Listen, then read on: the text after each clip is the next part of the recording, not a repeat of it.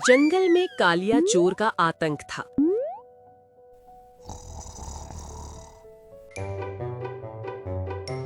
वो चोरी करने में इतना माहिर था, वो पलक झपकते ही चोरी कर लेता था और किसी को पता ही न चल पाता था कि कब चोरी हो गई। जंगल के सब जानवर रोज रोज की चोरी से दुखी थे। ओए चुन्नो पुत्र, कल वो चोर मेरी सारी मेहनत की कमाई लेके भाग गया और वो हरामजादा मेनू कंगाल कर गया सी। एक बार वो हरामजादा मेरे हाथ लग गया ना, फिर मैं उसको बताऊंगा कि इस पंजाबी सिंह के हाथ विच कितना दम है। हाँ पापा जी, आप बिल्कुल ठीक बोल रहे हो। उस चोर से तो पूरा जंगल परेशान है। एक भी जानवर ऐसा नहीं है जो रात में चैन की नींद सो रहा हो। सब के सब जानवर रात को जागते हुए सोते हैं। ओए पुत्र, ये तो क्या गल कर रहा सी। जब सब जानवर रात को जागते हैं तो फिर रात में चोरी कैसी हो जाती है? वो चोर है या कोई जादूगर जो जानवरों की देखने से पहले ही गायब हो जाता है? पापा जी, उस चोर को पकड़ना मुश्किल ही नहीं, नामुमकिन है, क्योंकि वो चोर पूरी प्लानिंग के साथ चोरी करता है, इसलिए कोई भी उसको पकड़ नहीं सकता। ओ चुन्नू पुत्र, हमारे पंजाबी विच एक कहावत बहुत मशहूर है कि 1.25 लाख से एक लड़ाऊं तब गुरु गोविंद सिंह नाम कहाऊं। हमारे पंजाब में 1.25 लाख से एक अकेला बंदा लड़ जाता है और यहाँ पे तो ये सुअर अकेला चोरी करने आता है। और मैं भी पंजाब दा शेर हूँ, पता नहीं वो चोर मेरे कवाजे विच क्यों नहीं आया। पापा जी, पंजाब दी मिट्टी विच अब वो बात नहीं रही जो गुरु गोविंद जी के जमाने में थी। ओए पुत्र, ऐसी गल नहीं है। पंजाब दी मिट्टी अब भी शेर पैदा करती है। मेरी बात अलग है, मैं अब बुढ़ा हो गया हूँ और तुम देख लेना, एक ना एक दिन ये बुढ़ा भी उस चोर को दबोच लेगा। ओ पापा जी, पता नहीं आज किसके घर चोरी होगी रात में। ओए पुत्र, ये मैनू नहीं पता, ये तो वाहेगुरु ही जाने। चल पुत्र, औरों को भी बता देते हैं कि रात को चोरियां हो रही हैं, सब जागते हुए सोए। अरे पापा जी, आप फिर भूल गए। मैंने आपको पहले ही बताया था कि पूरा जंगल जागते हुए सोता है। जंगल में एक भी जानवर ऐसा नहीं है जिसको चोरी के बारे में पता ना हो और वो रात को जाग ना रहा हो। मुझको तो लग रहा है आप रात को सो गए होंगे, तभी आपके यहाँ पर चोरी हुई है। ओए पुत्र, अब मैं क्या करूं? एक तो मेरी कमजोर याददाश्त और ऊपर से मेरा बुढ़ापा, दोनों ही मेरा साथ नहीं देते, इसीलिए रात को मैं मस्त होकर सो जाता हूँ। अरे पापा जी, अब आप जागे रहो या सो जाओ, आपके यहाँ जो होना था वो तो हो गया। अब आपको फिक्र करने की कोई जरूरत नहीं है। जब आप दोबारा से धन इकट्ठा कर लोगे तब चिंता कर लेना। तब तक मस्त होकर सोते रहो। अच्छा, अब मैं चलता हूँ। चंगा पुत्र चंगा। चारों तरफ अंधेरा था। जंगल में एक अजीब सी खामोशी फैली हुई थी। तभी चोरी करने के लिए वो शातिर चोर निकलता है। आज मैं राजा के यहाँ चोरी करूंगा और फिर मैं इस जंगल को छोड़ दूंगा। आज इस जंगल में ये मेरी अंतिम चोरी है। ये चोरी मुझको काफी होशियारी और समझदारी के साथ करनी पड़ेगी, क्योंकि ये चोरी मैं राजा के वहां पर कर रहा हूँ। वहां पर कड़ा पहरा होगा सिपाहियों का, मुझको संभल कर जाना होगा। और वो चोर राजा के वहां पर भी चोरी कर लेता है।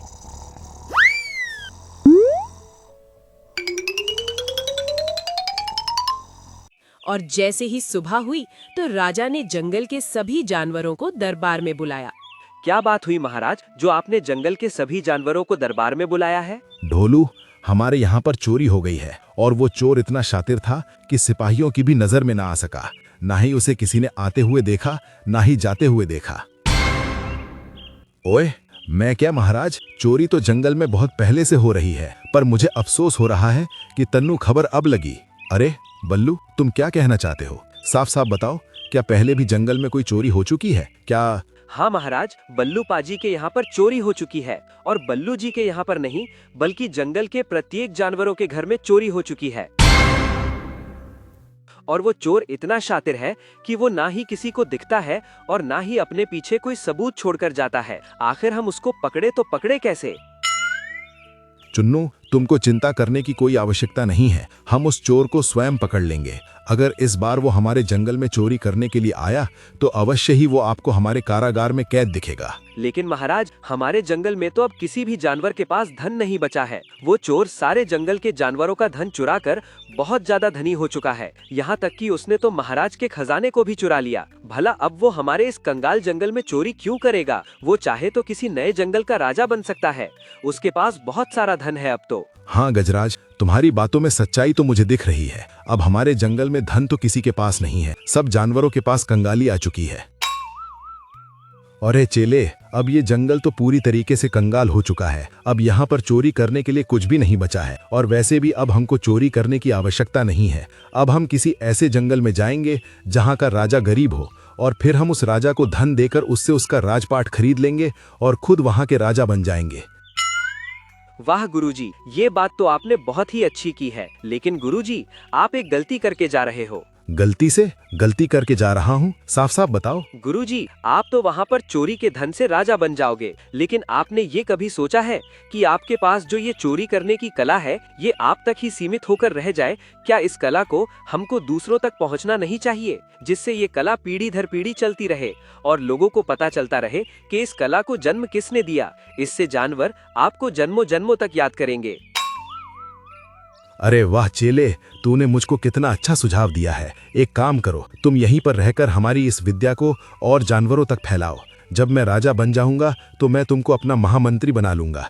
तब तक तुम यहाँ पर रहकर मेरी इस चोरी की कला को जानवरों तक पहुँचाओ। ठीक है गुरुजी, लेकिन आप मुझको पूरी तरीके से चोरी करने की कलाओं को सिखा दो, जिससे मैं संपूर्ण चोरी करने का ज्ञान जानवरों तक पहुँचा सकूं। और फिर उस चोर ने चोरी करने के सारे तरीके अपने उस चेले को सिखा दिए और खुद वहां से चला गया।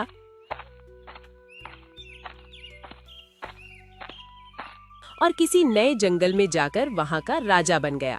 आज से तुम सभी जंगलवासी मेरी बात को ध्यान से सुनो। मैं इस जंगल का नया राजा हूँ। मैं आप सबकी देखभाल ऐसे रखूंगा जैसे एक माँ अपने बेटे की रखती है। जब दुख आपको होगा तो उसका दर्द मुझे होगा।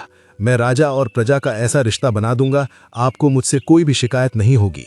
देखो मेरे चेले, मैं तुमको इतना शातिर चोर बना दूंगा कि स्वयं राजा भी तुमको पकड़ नहीं पाएगा, चाहे वो कितना भी होशियार क्यों ना हो। इसीलिए तो गुरुजी मैं आपकी शरण में आया हूँ। आप मुझको चोरी के वो सारे तरीके बता दो जो एक चोर को कामयाब चोर बनाते हैं। तो अब मेरी बातों को ध्यान से सुनो। चोरी का सबसे पहला नियम है, हमको चोरी करने से पहले उसकी पूरी प्लानिंग और उस स्थान का पूरा नक्शा, वहाँ की पूरी पोजीशन पर ध्यान देना होता है। और सबसे महत्वपूर्ण बात, हमको छोटी से छोटी आहट पर अपने कानों को तेज करना पड़ता है, जिससे चोर चारों तरफ से सतर्क रहे। और ऐसे ही करके उसने चोरी के सारे तरीके अपने शिष्य को बता दिए और उसको एक काबिल चोर बना दिया। अब बारी थी उसकी परीक्षा लेने की। देखो शिष्य, ये जो जंगल है, ये यहाँ का सबसे धनवान राजा का जंगल है। यहाँ का राजा बहुत अमीर है और यहाँ की प्रजा भी काफी अमीर है। तुम यहीं पर अपनी चोरी का प्रदर्शन करके दिखाओ। जी गुरुजी, मैं अभी आपको अपनी काबिलियत का परिचय देता हूँ। और वो रात के अंधेरे में उस जंगल से चोरी करके ले आता है। देखो गुरुजी, मैं आपके बताए हुए तरीके से ही चोरी करके लाया हूँ। ना तो किसी ने मुझको आते हुए देखा और ना ही किसी ने जाते हुए देखा। हाँ, सच में तुम बहुत चतुर चालाक हो, जिसने मेरे एक बार के बताने पर ही चोरी जैसी कला को एक बार में ही सीख लिया। तुम भी मेरे गुरु की तरह बहुत आगे जाओगे और किसी बड़े जंगल का राजा बनोगे। महाराज, हमारे जंगल में चोरी हो गई है। पता नहीं कौन है जो मेरा सारा धन लेकर चला गया। और अजीब बात तो ये है महाराज, उसको ना तो किसी ने आते हुए देखा और ना ही जाते हुए देखा। पता नहीं वो चोरी कैसे करके ले गया। ना उसको किसी ने आते हुए देखा और ना ही जाते हुए देखा। वो भूत था क्या जो चोरी करके ले गया? एक काम करो, अभी तुम शांत होकर अपने घर वापस चले जाओ। उस चोर को मैं आज रात को पकड़ लूंगा। कौन हो सकता है जो इतने शातिर तरीके से चोरी कर रहा है?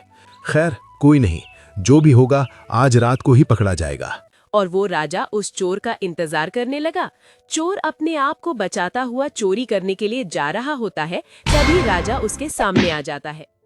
मुन्ना, इस जंगल में मेरे होते हुए तुम चोरी नहीं कर पाओगे। तुम्हारे लिए यही अच्छा होगा, इस जंगल से चले जाओ। आप ये कैसी बातें कर रहे हो? मैं कोई चोर थोड़ी हूँ। अरे मुन्ना, हम तो शक्ल देखकर ही बता देते हैं कौन क्या है। अभी तुम इस धंधे में नए नए उतरे हो, इसलिए तुमको तजुर्बा कम है। तुम्हारे लिए अच्छा यही होगा कि तुम स्वीकार कर लो कि कल चोरी तुमने की है, वरना मैं तुमको कारागार में बंद करवा दूंगा। तुमने स्वीकार नहीं किया तो।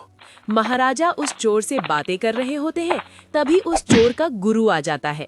गुरुजी, ये मेरा शिष्य है। मैंने ही इसको चोरी का इम्तिहान देने के लिए आपके जंगल में भेजा था। मुझे नहीं पता था कि आप इस जंगल के राजा हो। और महाराज, आप ही के दिए गए वचन के अनुसार मैं चोरी की कला को आगे बढ़ा रहा था। ये मैंने नया शिष्य बनाया है। रहने दो, अब इस परंपरा को आगे बढ़ाने की जरूरत नहीं है। मैं एक राजा हूँ, मैंने जान लिया है कि चोरी की पीड़ा कितनी असहनीय होती है। मेरी प्रजा में एक दिन चोरी हुई तो मुझसे सहा नहीं गया। जिसके यहाँ पर होती होगी वो कितना दर्द सहन करता होगा, ये वही जानता है। इसलिए अब से तुम इस परंपरा को आगे नहीं बढ़ाओगे। मैंने तुमको महामंत्री बनाने का वचन दिया था, उसको मैं पूरा कर दूंगा। और जो ये तुम्हारा नया शिष्य है, मैं इसको भी मंत्री बना दूंगा। और फिर सवेरा हुआ। सभी जंगलवासी मेरी बात पर गौर करें। आज से मैंने आपके लिए एक नया महामंत्री नियुक्त किया है और उसके साथ एक मंत्री भी है, जो आपकी सभी जिम्मेदारियां और जंगल के कामकाज में सुधार करेंगे और जंगल को नई ऊंचाइयों तक लेकर जाएंगे और आपके लिए नई नई योजनाएं और साधन बनाएंगे। और जिस तरह से महाराज अपने कर्तव्यों का पालन कर रहे हैं, मैं भी पूरी निष्ठा और ईमानदारी से अपने कर्तव्यों का पालन करूंगा। और मैं भी अपने दोनों गुरुओं के द्वारा दिखाए गए मार्ग पर चलूंगा और सदैव अपने मंत्री पद का पूरी ईमानदारी और निष्ठा से पालन करूंगा और इस जंगल की उन्नति में अपना महत्वपूर्ण योगदान दूंगा। महाराज की जय हो, महाराज की जय हो, महाराज की जय हो, महाराज की जय हो, महाराज की जय हो। महाराज, आप चोरी करने में इतने कुशल थे, फिर आपने अपना ये चोरी का काम छोड़ क्यों दिया और इस गरीब से जंगल को गोद ले लिया?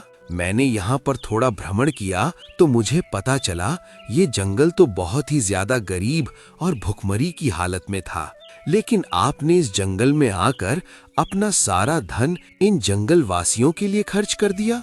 आपने ऐसा क्यों किया महाराज? मैं थक गया था, चोरी करके मैं काफी थक गया था। मेरे ज़मीर ने मुझसे कहा कि पगले, तू कब तक चोरी करता रहेगा?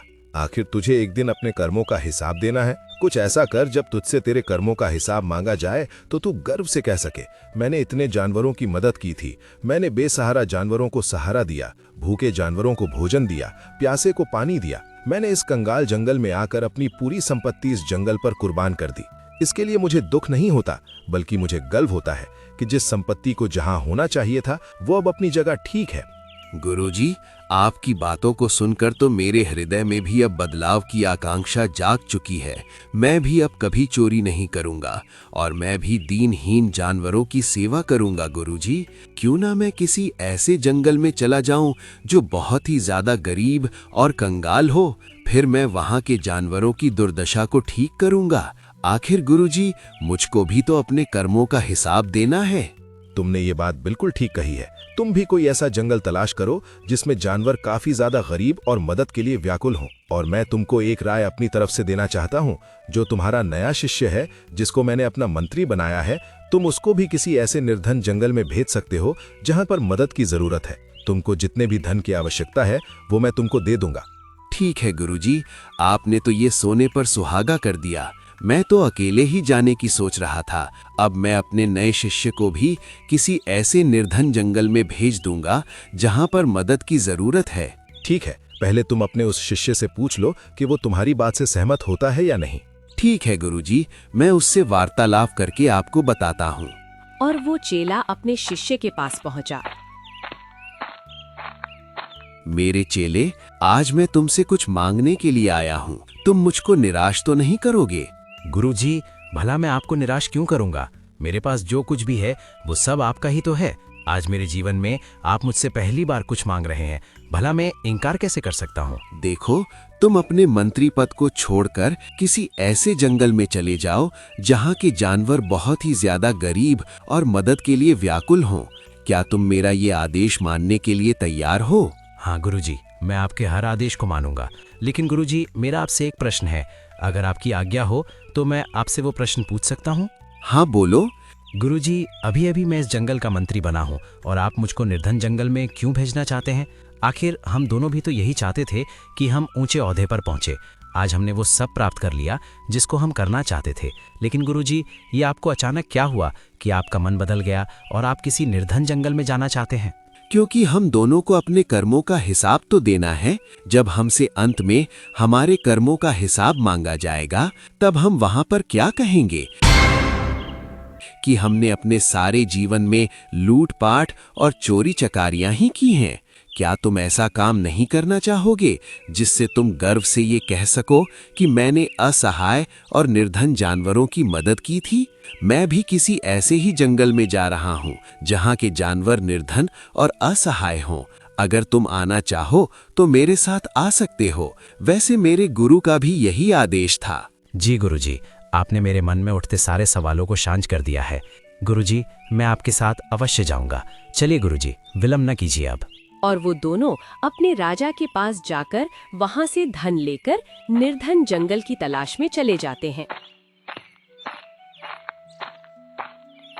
और राजा अपने जंगल की जानवरों की सेवा में लग जाता है।